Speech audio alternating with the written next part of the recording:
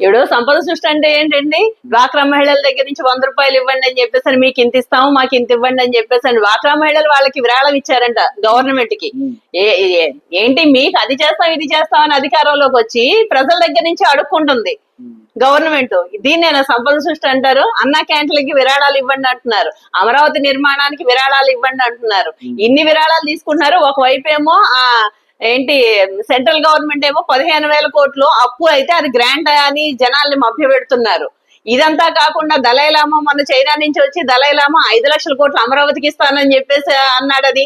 అదొక video release చేసుకున్నారు. Dalai Lama 5 లక్షల కోట్లు అమరావతికి ఇచ్చేటట్టయితే నువ్వు వాళ్ళని వెళ్ళి అడుక్కోవడం ఎందుకు? నువ్వే కింగ్ కదా. మహా అయితే అమరావతికి 1,00,000 కోట్లు పోతే నీకు 4 లక్షల కోట్లు ఉన్నాయి, హ్యాపీగా పంచుకోవచ్చు. నీకింత నాకింత అని చెప్పేసి. ఇట్లాంటివన్నీ ఏంటంటే మసిపూసి మారేడుకాయ చేసి ప్రజల్ని మభ్య పెట్టడానికి చేసే పనులు తప్పితే ఇక్కడ